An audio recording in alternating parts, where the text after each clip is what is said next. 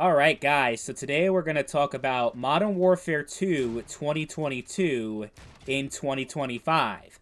So it's been almost 3 years now since this game was released, and this is among my least played Call of Duty games, so I'm just putting that out there because my opinion and some of the stuff I'm going to be saying in this video is going to be really determined by the fact that I wasn't really a huge fan of this game when it came out. I played very little of it. It just wasn't my type of game. I was very underwhelmed, and I don't really have too many good things to say. I also don't really have too many bad things to say either. It was just kind of a game that existed. One of the games of all time, basically, is how I feel. It really, if you liked Modern Warfare 2019, you probably liked this game. And I say probably because there were a few minor changes that they made compared to 2019 that could have been enough for people to be deterred, because especially those players who love the slide canceling in Modern Warfare 2019, they got rid of that in Modern Warfare 2, but pretty much the entire gameplay experience is translated into Modern Warfare 2. It is pretty much like what you could say comparing the original Modern Warfare 2 to the original Modern Warfare 3 in terms of the difference. It's very minimal, to say the least. There really isn't that much that is like makes it feel like a fundamentally different game. It is really Modern Warfare 2019.5. It definitely feels more so if you compare the new Modern Warfare 2 to the new Modern Warfare 3, but it definitely feels that way here as well. Like, honestly, if it weren't for the brand new perk system that this game had that you can see on the bottom of the screen, I would feel like this gameplay is indistinguishable from a Modern Warfare 2019 gameplay, because the gunplay, the core experience is practically identical. That's not necessarily a horrible thing, but it wasn't enough to really gauge my interest and get me really invested, especially as someone who wasn't really a huge fan of Modern Warfare 2019 to begin with. More of that was not really what I was interested in. And I was really trying to get back into Call of Duty. I mean, 2021, 2022 was a really rough period in my life. My YouTube channel was, like, really just, like nothing, because I wasn't putting any videos up, because I was, like, just in this downward spiral depression whole thing going on. Like, my father just died, and there was a lot of shit happening.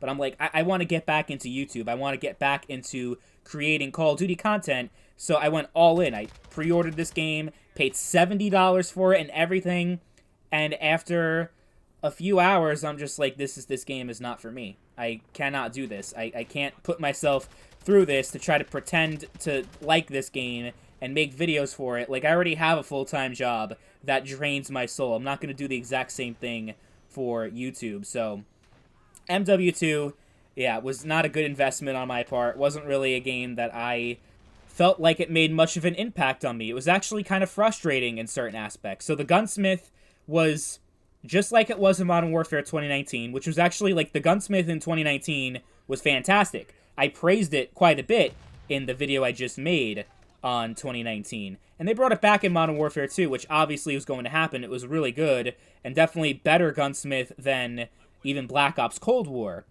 But, well, it would have been, actually, except for the way that they went about weapon progression and unlocking attachments.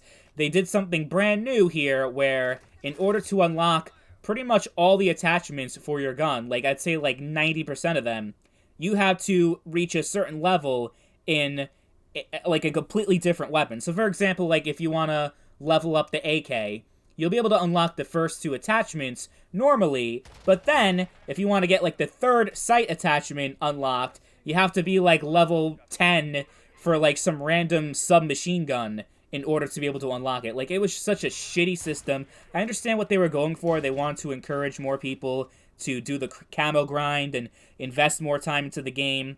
So they pretty much forced you to use more weapons than you otherwise would have. But I just found it to be like a very frustrating and not very satisfying progression system that essentially punished me for not no-lifing this game and putting like way too much time into it than I otherwise would have wanted to. And camo grinding and all that stuff was never really my thing in the first place, so them trying to pretty much force that on me I didn't like very much. And then they introduced a tuning system. Tuning was basically a thing where you can tweak certain characteristics and settings for different attachments. So, like, it would be, like, bullet velocity and other things that you can actually, like, manually change to make it very specific instead of it just being, like, a base stat that would be just part of that attachment. You can, like, they expanded the customization quite a bit, but it didn't really feel like it worked properly. It was just so overly complex and didn't seem like it really added that much to the overall experience that it was definitely unnecessary for it to be there. And obviously it was, because we haven't seen this tuning system ever since. And we have to talk about the perk system also, which I would say most people would agree was the worst aspect of Modern Warfare 2 2022. It was a case of being different just for the sake of being different. We had a perfect perk system that had been in the Call of Duty series for 15 years prior to that point, since Call of Duty 4 in 2007, and the 3 perk system was just perfect. Like, there really was no point in tweaking with it and messing with it, but they decided to have it where you started off with 2 perks, and then you got the 3rd perk, like, halfway through the match. I understand what they were going for to keep people engaged in the match, and it kind of changed the dynamic halfway through to keep things interesting. So I can kind of respect in a way that they tried it, but I also hated it in practice, so I'm not going to really praise it too much. And the slide canceling being gone, I thought was just great, because I hated the slide canceling in 2019.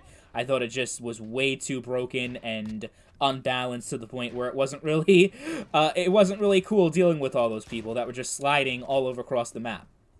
So that was one thing I liked, actually, that they did in 2022. But for the most part, most of the flaws that Modern Warfare 2019 had were kept in this game fully intact. So think of the slow, campy gameplay style comparatively to the classic CODs, at least. And also skill-based matchmaking on steroids. We had plenty of that as well. The maps were slightly better in 2022, but not by much. I would say that they were just marginally better. The one that stands out, like, that I remember is the shitty map, the border crossing map, actually, which I think says a lot about just how forgettable the maps were in this game, at least from my experience. But if you want to play this game in 2025, there are still players that are still online. You'll be able to get full matches of Team Deathmatch, Domination, Free-for-All, even Search and Destroy you can get. And pretty much, honestly, most of the game modes, you'll still be able to find some players. It may take a little bit longer depending on which game mode you pick, but 2022 is not necessarily ancient history. I mean, Modern Warfare 3 came out and is the more recent game in the Modern Warfare series, but that game was certainly a lot more polarizing than even 2022 was. So you actually have a lot of people going back to 2022 and still enjoying it. I mean, it has full crossplay support, so that is a huge contributing factor to the player base still being relatively strong these days. And I was honestly worried because my whole thing was, so I bought this game on Battle.net on PC. I was concerned, though, because I also had the game, I had Modern Warfare 3 actually installed on the Game Pass, the Xbox app. And because they both use the same launcher, I was concerned that that was going to, like, cause some issues and be some kind of conflicting thing. But no, it worked pretty smoothly and perfectly fine. I didn't have any issues running the game, aside from the usual thing on PC, where you have to wait for the installers to, for the shaders to install. That took a little bit of time, but otherwise I was right into the game, had no performance issues, no connection issues, because I think my last video, if I'm not mistaken, last year I talked about the packet burst just being so fucking awful and abysmal to the point where I couldn't really play the game properly. This actually is no longer the case. I have much better connection than I did when I went back to this game last year, so maybe it was fixed. I mean, this game was known for having really, really bad packet burst and packet loss, like more than any other Call of Duty game in history, and of course, that carried over into Modern Warfare 3 as well. So that was also another very frustrating thing that made me be like, you know what, fuck this game, I'm not gonna fucking bother if they don't fix their fucking shit. Like, yeah. But overall, I would say it's worth playing if you were a fan of 2019 and didn't play this game for whatever reason, for the single-player campaign alone, it was actually pretty good, unlike Modern Warfare 3, which fucking sucked. So I would recommend it based on your own personal preferences as a Call of Duty player. Because like I said, this game definitely benefits a more slow, campy playstyle compared to previous games in the series. And if that's not your thing, if you don't like the whole tactical gameplay presentation like Modern Warfare 2019 did, then you're not going to enjoy this game at all. Let me know in the comment section if you still play this game in 2025, and how would you rank MW2 among all the Call of Duty games?